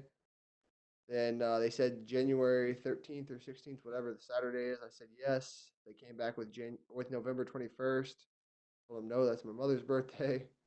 And next thing you know, they came with this, and I was more than happy to take it. And I wasn't gonna redo my whole schedule that I had, and for a guy that I've already tried to fight twice and didn't happen. So it worked out great. The UFC, McMahon, Dana White, they all took very good care of me, got me this fight, and I'm super happy about it. I'm ready to fight and go home. I mean, so can you describe what the last few days have been like? Did you just stay in Vegas, or was there ever like a 1 day go home, come back kind of deal? I flew back to Florida on a red eye Saturday night. I got there about 11 o'clock on Sunday, slept, ate with some of my friends, my family, and then, well, the family that I have in Florida. And then I trained Monday with my team 2 times and came right back out to Vegas Tuesday. So a lot of traveling. I hate flying, but I wanted to be with my team. I didn't want to train with anyone out here in Vegas. I wanted to get with my team, my coaches, and just get some solid work in with them before everything, and still stay on track to what we were doing. So I didn't want to stay in Vegas. I didn't want to train with anyone in Vegas. So Gotcha. Last one, just obviously Sean Strickland. He did fight pretty recently, also. Just what are your thoughts on him as an opponent and what he brings? I think he's a gamer. I think he's a good opponent. He's got a good name. He's been in the UFC a long time. I think he's got 11 fights. Good opponent, good striker.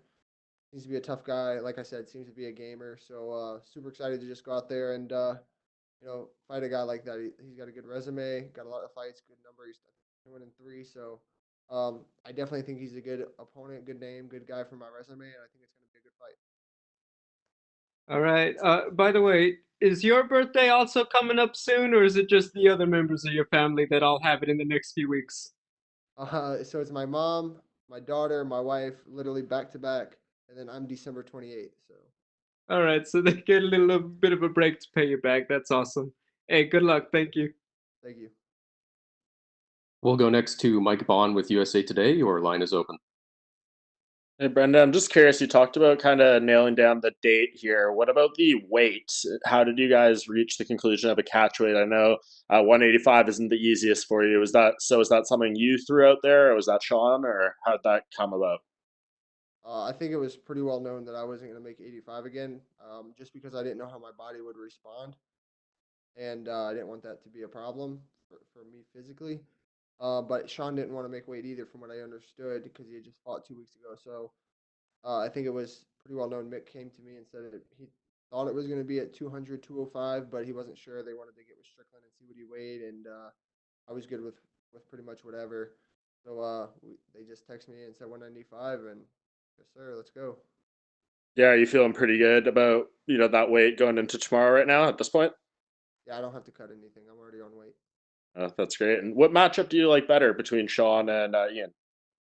I like Sean better. I think it'll be more that I can display, and I think it'll be a better fight for the fans, just because he's a good striker. He's a technical guy, so I think it'll allow us to display more rather than that in and out little stupid movement that Ian does and just timing it. And obviously we knew he was going to shoot at some point or try to hold me against the cage the whole time. So I think this will be a better fight for sure, especially from the fans' perspective. Yeah, and when we saw him fight just a couple weeks ago, he was doing a ton of talking in the cage against Jack. Is that something you're preparing yourself for, and you're maybe excited to engage him a little bit with, or what do you kind of think of that element? I'll be excited if he does it, but I highly, highly doubt that that's going to happen. I don't give my opponents enough space to talk. That's just not my style. Go in there, we're going to get right to business, and we're going to see what happens. That's just the plan. So I doubt he's going to be talking to me. But if he does, great. I love that. Great answer. Appreciate it, man. Yeah, no problem. We'll go next to Jay Anderson with Cageside Press. Your line is open. Hey, Brendan. Feels like we just spoke a week ago for some reason. I'm glad this worked. I'm glad this worked out for you. Just a couple of quick ones. First of all, you mentioned the Dana White and Sean Shelby and everyone really coming through here. Did you wind up paid your show money for the Ian fight, or is this in place of that? They took care of me. All right, fair enough. And, how concerned were you coming into this week with Ian testing positive that you could have actually picked up the virus after being, close proximity to him at the weigh-in? I wasn't worried about that at all. Me and my whole family have already had it. Wasn't worried about it at all whatsoever. People, tried to message me and tell me, "Oh, you took your mask off with face-offs." Yeah, I sure did. I wanted him to know that, like, I don't know, you don't know until you've done it, but a face-off is raw. You could see in your opponent's eyes like what you're in for most of the time. So he said some stupid stuff about he was gonna break me. So at weigh-ins, which I didn't even know that could be done. But yeah, so that was my thing. But no, I wasn't worried about it at all. I didn't care. And last one for me. I mean, have you ever, I know everyone's gone through a heck of a weird year this year and it's been very trying for most of us, but have you ever had a year in your professional career like this with an opponent pulling out twice and this kind of roller coaster that you've gone through? No, but I mean, as far as the whole like Ian thinks, obviously, I feel like that's where the questions go towards. Kind of over the whole Ian thing. If it happens, it happens. But in order for me to sign a contract with that guy again, there's gonna have to be a replacement in play to know that I am gonna fight that night. Because it's not like I'm made of money, and camps cost a lot of money, and by the time I fight, I've already spent the money that I have for the camp. So, financially, it's a big stress if I don't fight. So, like I said, the UFC took care of me for this one. I'm so grateful for what they've done for me as far as what they did for me for the fight and this fight, and very blessed. But it is very stressful on me if I don't fight. So, in order for that to happen, there has to be a replacement in play. There has to be a guarantee that I will fight that night. But in regards to Ian, I'm kind of over that. The ship's kind of sailed. For me, if it comes across my desk, obviously I'm not going to say no. I just need to make sure that I'm fighting that night. But it is what it is. All right, well, looking forward to it. Glad it all worked out in the end, man. Thank you very much, Brendan. You're all set.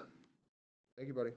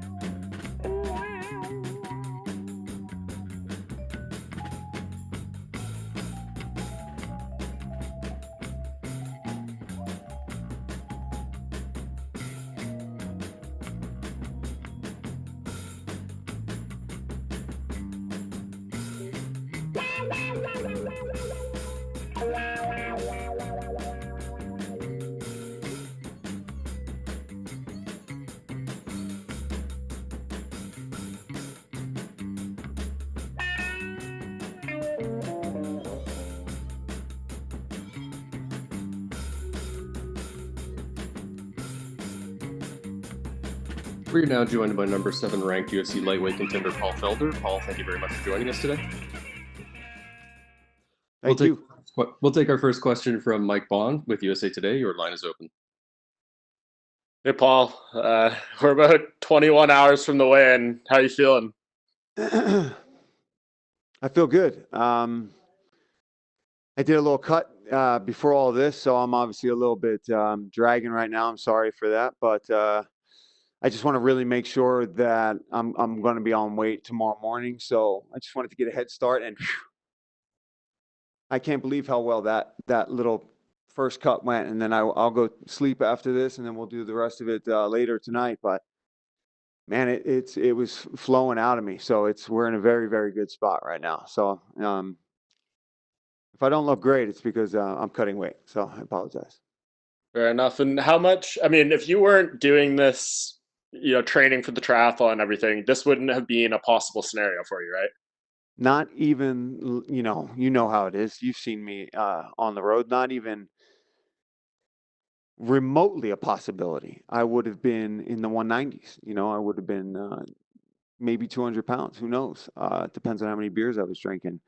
But that wasn't the case. I was doing massive amounts of cardio. I mean, we're talking 10-mile runs some days and 50-mile bike rides and 1.5-mile swims in the morning with different snorkels and pool boys and fins. I mean, I was doing full-blown, like really training for this thing and still hitting pads and doing some MMA as well. So the weight was in the 70s, just walking around, where normally it's in the high 80s to 90s. So it's kind of like a weird coincidence, right? That I did this thing. I kind of put MMA out of my mind, and because of that, it kind of forced itself back into my life, which is kind of awesome because I didn't want MMA to be done in my life, but I started getting a little bitter towards the division and the way everything was going, and I didn't see that road anymore, and I told you guys from the beginning, if I don't see that path towards the top,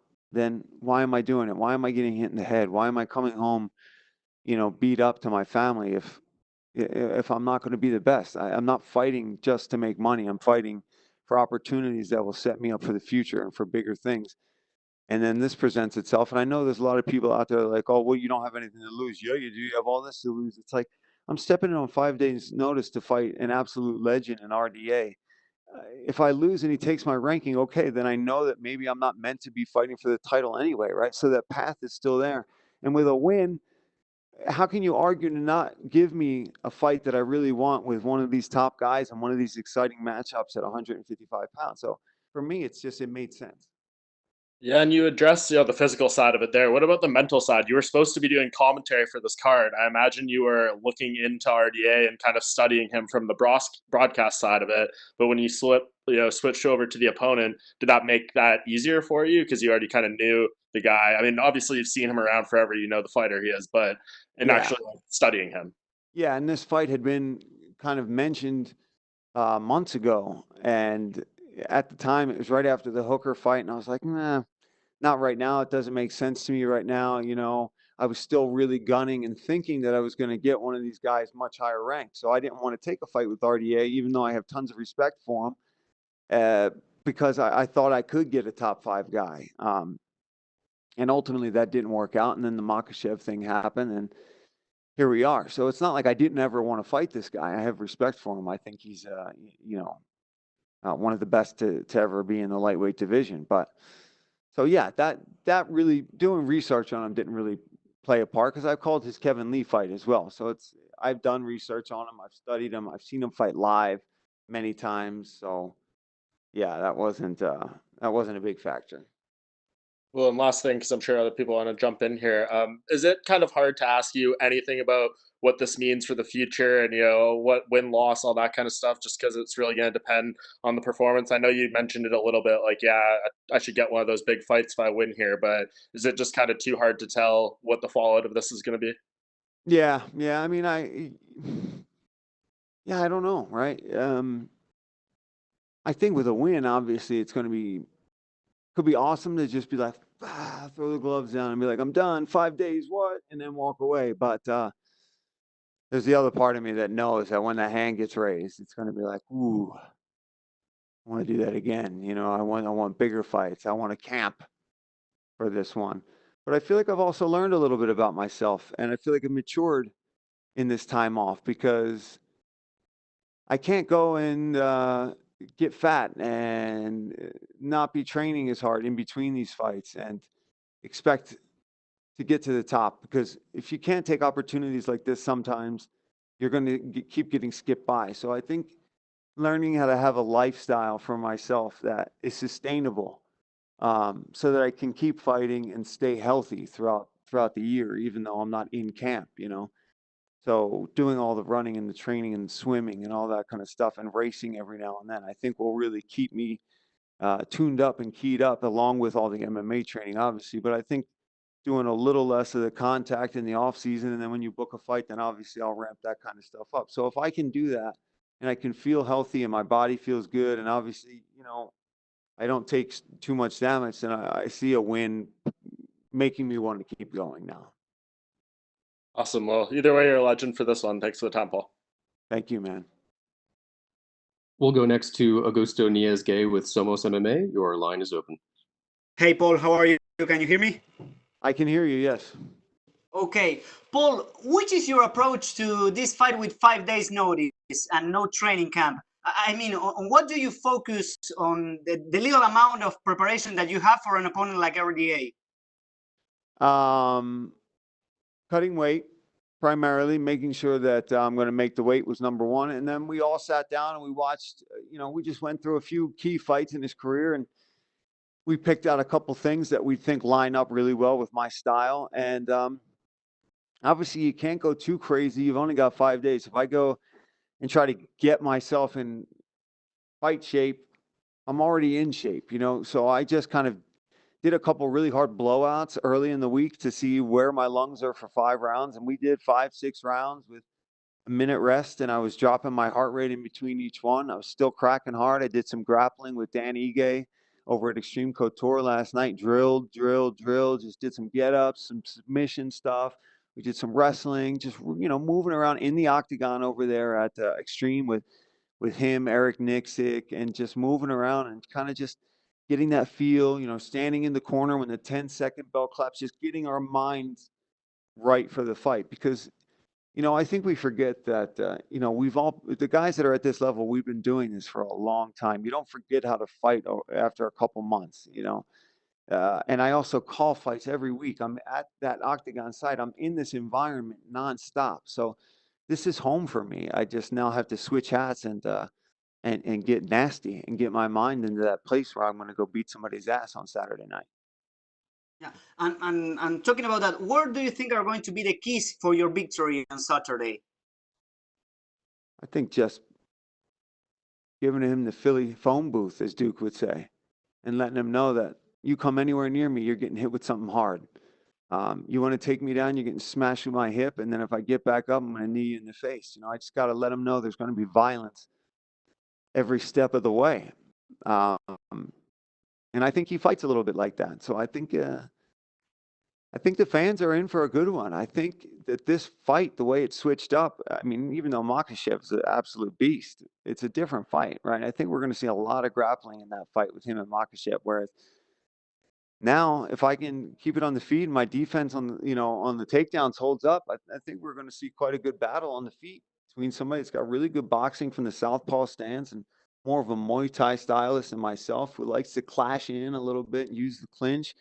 He's good in the clinch too. This is the first time in a very long time I fought somebody shorter than me. Kind of excited about that. You know, I haven't fought a shorter, stocky guy in a while. They've all been 5'11", 6 foot, 6'1". James Vick was 6'3". So it's nice to get back down and face these kind of grappling heavy, stockier guys. I'm curious to see how it plays out. Yeah, I understand you. And Paul, people on social media have been talking, and pardon my French, about your balls for taking this fight. And Yeah. there is no doubt that this was a BMF move. So taking that into consideration, would you like a shot for that BMF title in the future, or maybe for a BMF belt at 155? Yeah, well, man, why not, right? I mean, if they want to get crazy with that stuff and sell some shows, if I can get some more fans on my side after this one, I would love something like that, man. Like those are the kind of fights that if I'm not gonna, you don't want to give me one of these top 5 guys right now. Keep giving me stuff that's a little wacky, a little crazy. It's exciting, gets the fans going nuts, gets me going nuts. That's what I want. I want to when I wake up, I want to be scared about the fight. I want to be excited about the fight and I want to be intrigued about it. And if all those things line up, then yeah, something like that would be so much fun. Awesome. Paul, you are not only an experienced fighter of the company, but also one of the analysts of ESPN. And considering that today is the 27th anniversary of the UFC 1, so I want to I would like to know which UFC events are on your top 3 list for the greatest events, or those that you remember the most. I mean, I would say some of the craziest ones I've been a part of. That one when I called I think the 25th anniversary in Denver, that was a lot of fun, and that was the Yair Korean Zombie fight. That was absolutely nuts. I've called some John Jones fights over the years, man. I've gotten the call. DC's fights, Conor McGregor versus Cowboy was a crazy one to have that to see. Conor make his walk in front of those crazy crowds. That was definitely something, even though he's in the division and we're, potentially, could face off with each other someday. It still was, it was so much fun to be a part of that and to have him even say F you to me, I believe, from cage side there. So that one stands out. Awesome. Paul, my last one. A few months ago, when your broadcast partner, John Anik, grew his mustache, people on Twitter call it the Anik stash. So do you think it's time for the Felder stash? Listen, John Anik is a legend, and I love that mustache. And I'm so glad that he's been rocking it because he used to rock it at home, and then when we'd see him on fight week, and he'd shave it off for the fights, and we were all telling him, I was like, man, you got to keep that thing. I like the mustache. And for this month, it's November. People know about Movember, Men's Health Awareness, and it's also Pancreatic Cancer Awareness Month. I've lost a lot of people to pancreatic cancer, and including my father, who lost his life to that horrible cancer. And he used to rock a mustache when I was a little kid. I have a lot of really awesome pictures of me and him when I was a child with him with a mustache. So on Halloween, I just for fun, and we were going to November the next day, so I shaved off the beard and rocked the stash, and then I obviously got the call for the fight, and I wasn't gonna back out just because I got a fight to shave off the mustache. So here we are. Awesome, Paul. Thank you very much, and good luck on Saturday. Thank you. We'll go next to Louise Green with MMA Crazy. Your line is open. Hi, Paul. You mentioned earlier there that you was bitter towards the division, and I'm curious to know, obviously with Khabib gone now, do you feel differently about the division and continuing to compete? Yeah, well, I think that does open up the doors for a lot of guys. It gets things moving at least, right? If we can start getting a new champion and guys fighting for that belt, then there's got to be guys fighting to be the next contender and guys fighting to be in line for that. So it gets things moving. That's always kind of been the problem with the 155-pound division and some other divisions too, right? Where you've got a dominant champion or guys going back and forth because there's close fights, or guys are such high level and big names, and then they don't fight and then they fight. So it gets challenging, and I'm not accusing anybody of anything, but the division was definitely in a bit of a stagnant position.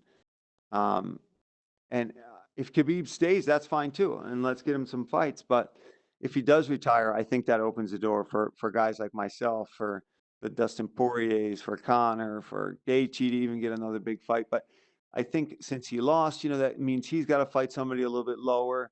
That gives me an opportunity to fight somebody a little higher. So yeah, I do see a much brighter future at 155 pounds if Khabib is out.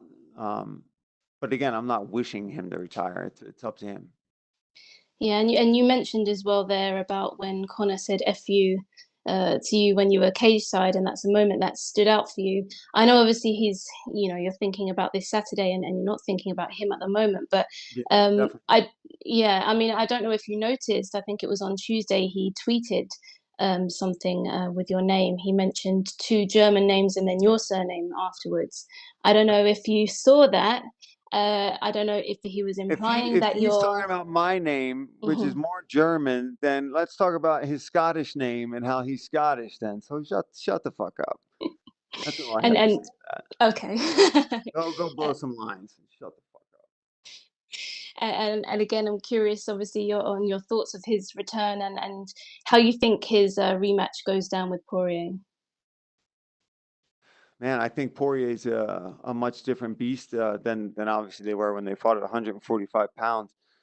But I mean, listen, you can say what you want about Conor, and he can talk all the trash about me that he wants, but I think he's extremely skillful. And if Dustin tries to stand with him, I think it could be another crazy war, and I think it's anybody's fight at that point if they just plan on boxing with each other. So, but I think it'll be a little more competitive this time. I think Dustin can bring it and not get caught as early, and he doesn't have as drastic of a weight cut since it'll be at 155 pounds and not down at 145.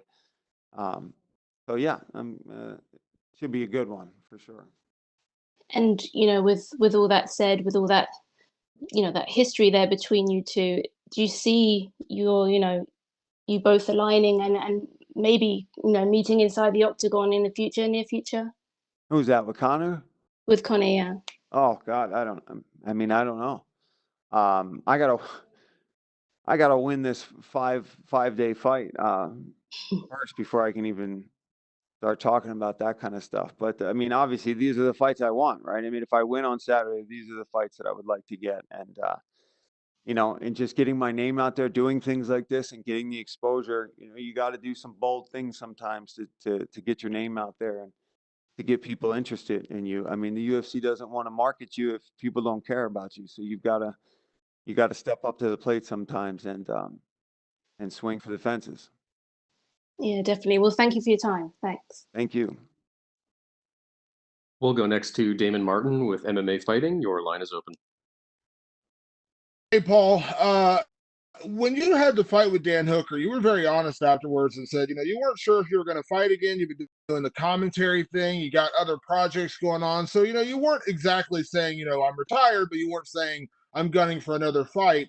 And then when you come back, I think everyone's excited to see you fight again. But, 5 days notice, 5-round main event, dropping down to lightweight. Like, what was it in your head that said, this is what's going to get you back in there? Because I think a lot of people would have said, no way, there's no chance I'm going to take a fight like this. Yeah, and that's why I'm here, because everybody says stuff like that, and that's the reason they're not here and I'm here.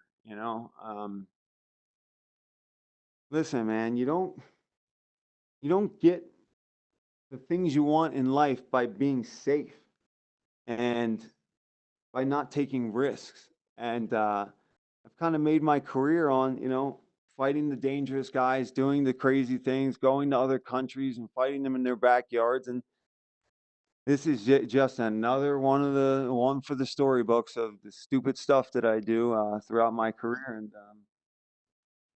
I don't know. It's what I've made my career off of. And I've never been that guy that's had to take a fight on crazy short notice like this. I've taken a fight like on a month's notice when I fought Ross Pearson. Me and him both took it on like 4 weeks' notice. Both of us were coming off losses and wanted to get back in there. But that's the closest I've ever come to a short notice fight. And let me tell you this weight cut is better than that weight cut was. I had a 4-week camp for Ross Pearson and barely made weight for that fight. And this fight, I feel like, is on a better track than that one. And taking a fight like this, we've seen it a couple of times this year where guys or girls have had to step in and kind of fill a main event slot. And we've seen a couple of 3-round main events, which is kind of unusual. And then we saw a fight like Brendan Allen and Sean Strickland come together for this card where both guys said, listen, there's no way we're going to make 185. So they're doing a catchweight. Like, did that ever, like, did you ever discuss that with you? Said, hey, maybe we do a 160 catchweight or maybe we do a 3-round fight? Like, you doing this on 5 days notice is crazy enough, but 155 and 5 rounds. I don't know. There's a handful of fighters in the world that would be willing to do that.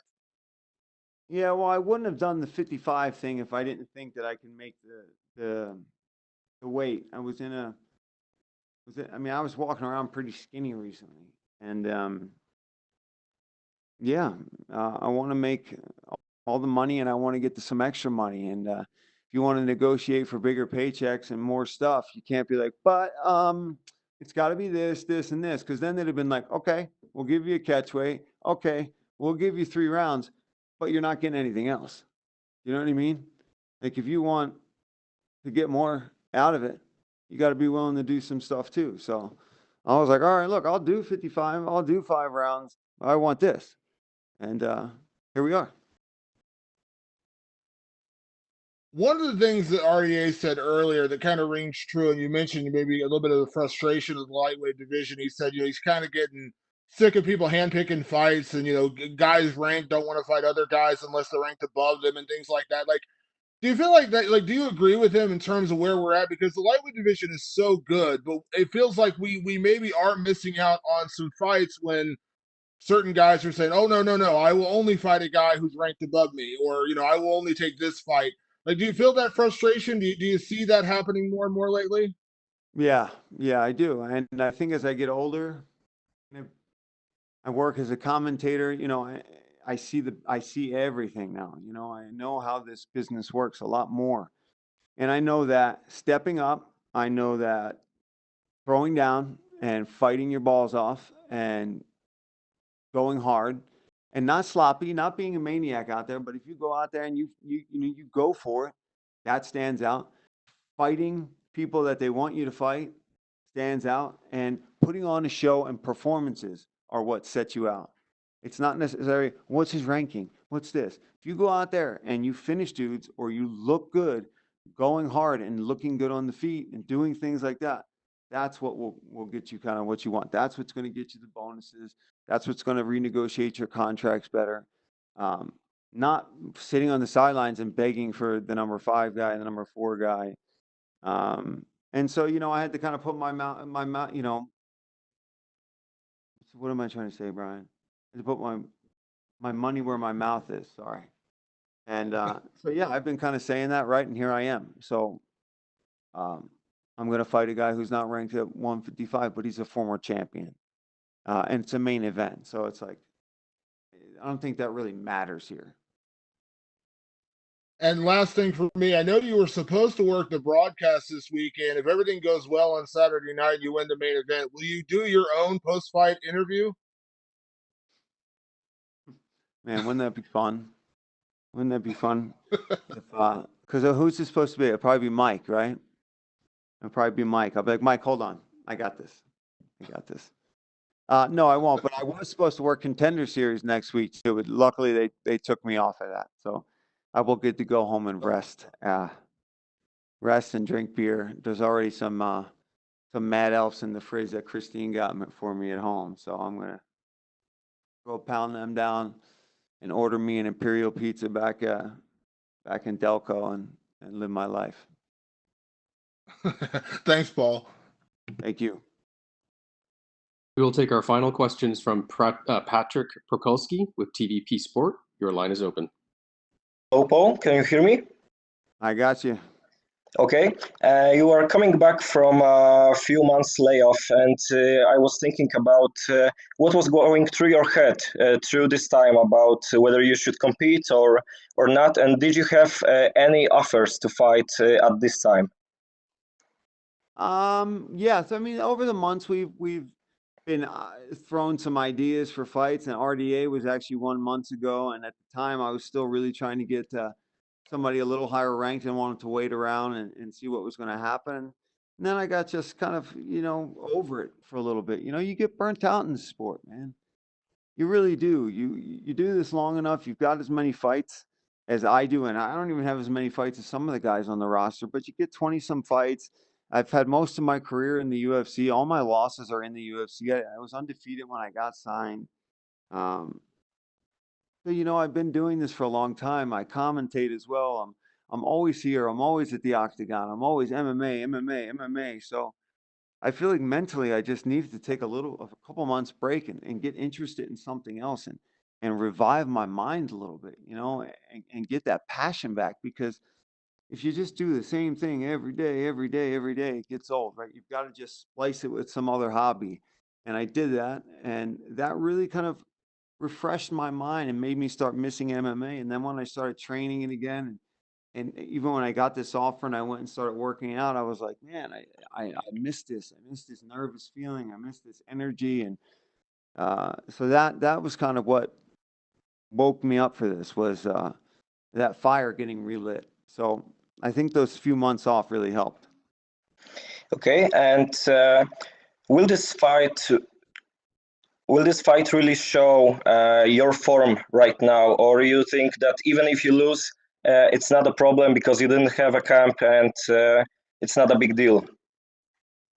I mean, listen, it's not 100% ideal, but I'm looking at the positives, right? Because this close to a fight, I can't sit and nag myself about what I didn't have. I can think about, well, what do you have coming into this fight? And what I do have is I was in really good shape and I was training really hard. I was training really hard. I had a triathlon race that I'm still scheduled for in March. I had hired a coach for it and everything. My man David, my guy Lionel Sanders, who's a pro triathlete. These guys were setting out whole game plans, training peaks. I mean, I had a website's apps. I'm on Zwift racing on there, doing all this kind of stuff. So, I mean, I'm biking, 25 to 50 miles a day. I'm swimming over a mile a day. I'm doing, anywhere from 6 to 10 mile runs 2-3 times a week. I was eating very, very good. I was able to still have my cheat meals and get a lot of calories in me without depleting myself. My body has not taken damage. I have not had any concussions since fighting Dan Hooker. I've not really taken any big damage. So I feel fresh. I feel fast. I feel loose. So I feel like it's kind of like, let's go for it and see what happens kind of thing. Because if it goes well, then I know, okay, I can adjust some things in my training camp moving forward so that I can be a little bit healthier coming into these fights. Okay, so the last two from me. Charles Sonner used to say that the fighter has 3 ways to shine, not only a fight, but also the walkout and the post-fight speech. And I know the circumstances are crazy for you, but do you have any name in your mind for a call-out if you win? I've got a few, yeah, but we will wait and see if I get that W on Saturday, and then we'll be hearing them. Okay, and the last one, the lightweight division is kind of in between of few things right now, right? It's a little bit mess. We don't know if Khabib is truly out, and if he does, what would you do to get a new champ? Who do you think should get the chance, or maybe make something like an old-fashioned tournament, something like that? Yeah, I think that tournament idea is really cool, honestly, because that gets all of us busy and active right away. And it kind of forces everybody to kind of be like, all right, there's no hand picking this. We set it up and there's a bracket and you fight and we get there. And then once we get there and there's a champion, then that can be gone, right? But when you've had a champion like Khabib and then he's gone, you've got all these contenders who are all kind of bouncing around wins and losses with each other. And there's some guys that are really trying to squeeze into that mix. Oliveira, Hooker, myself, Michael Chandler in the mix now. I think it just makes sense to make this big, 8-man tournament or something like that and have us work our way up towards that belt. I like that idea. Okay, me too. Good luck on Saturday. I'm looking forward to see you. Thank you very much. Thank you very much, Paul. You're all set. Thank you.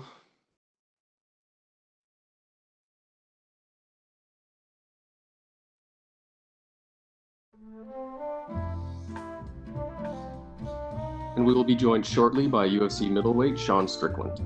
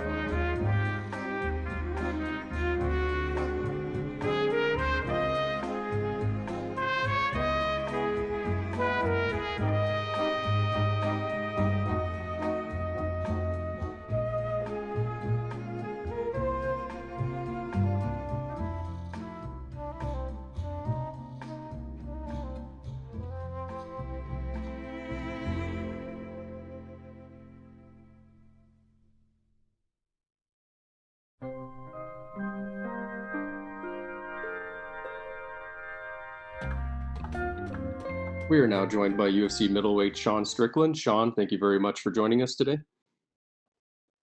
Man, this is a really odd situation we're doing, but thank you. We'll take I feel like I'm in a casting call or something. We'll take our first question from Jay Anderson with Cage Side Press. Your line is open. Hey, Sean. Thanks very much. Appreciate the time. You're getting a real quick turnaround here, obviously. Definitely making up for some lost time. So just tell me from your side how this fight came about. Man, I was actually vacationing in Tennessee, not wearing a mask the entire time too. Kind of freaked me out, but I guess I don't have COVID. So I was on vacation in Tennessee, just going hiking, and then I literally land in LAX, not wearing a mask. I land in LAX, and Mick calls me and was like, "Hey, do you want to fight?" And I was like, "Man, I've been eating barbecue for a week. I don't really think I can make weight." He's like, "Oh, we'll give you a catch weight." And then I was like, "I don't know if I want to," but then I thought about a big stack of money, and I was like, "You know what? Fuck it. Why not? Let's do it." So the fight came about because my love of money. That's kind of how the fight came about. Would I like to camp? Sure, why not? Appreciate the honesty, man. Obviously not a lot of time to prepare here. So what is the approach? Have you just focused on yourself? Do you just, study any tape you can get, or how do you go about it? It's actually funny. There's a guy named Corey Hendricks. He was on the Ultimate Fighter. He fought Luke Barnett. I mean, just ran through him. But he's like 6'3". He's a 205er. He's actually been my main. I don't know where I should be looking, but he's actually right there. I'm like looking down. So he's actually been my main training partner for the Jack Marshman fight. And everyone's like, "Man, why are you training with a guy who's 6'3", who all he really wants to do is grapple?" And like, I was like, "Because I'm not training for this fight. I'm training for the next fight." And so it's ironically that I got an opponent who mimicked my main training partner.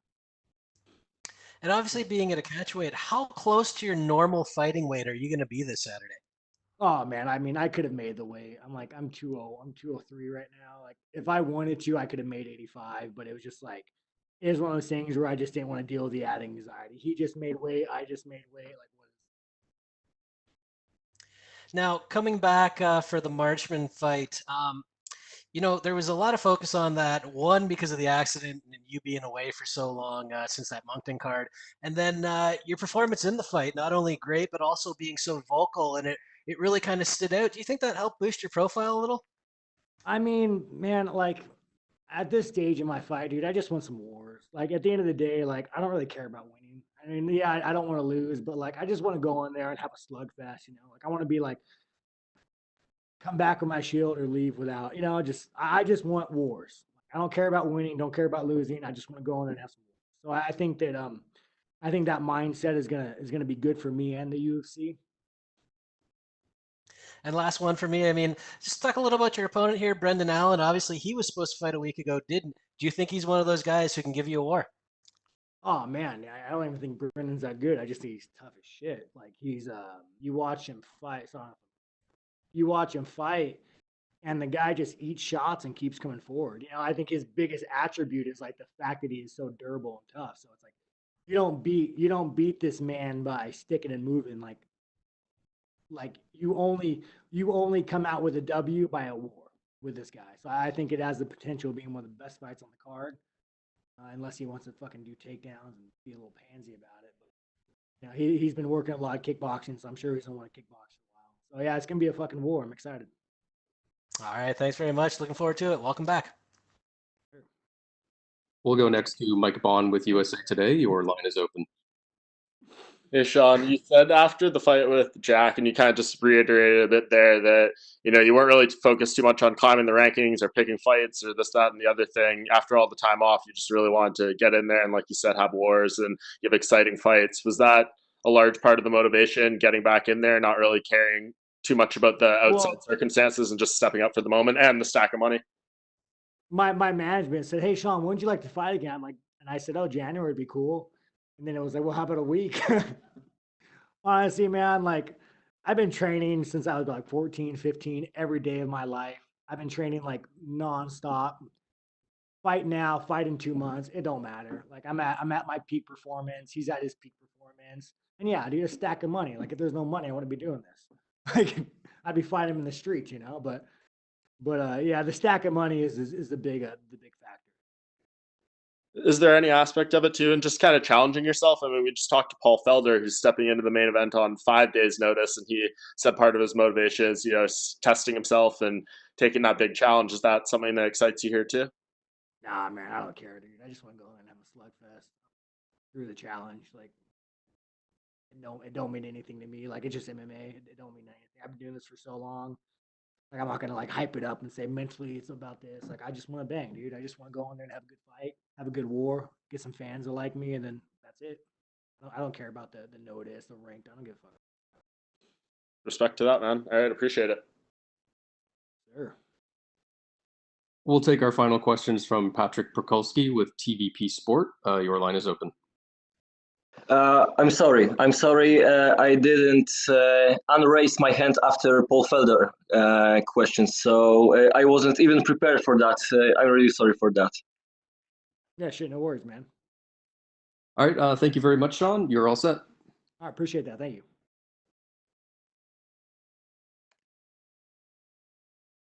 This concludes today's UFC Fight Night on ESPN Plus, Felder versus Dos Anjos Virtual Media Day. Video recordings will be sent out later today. UFC Fight Night ESPN Plus Felder versus Dos Anjos takes place Saturday, November 14th from the UFC Apex in Las Vegas and will be available exclusively in the US on ESPN Plus. Thank you for joining, and you may disconnect.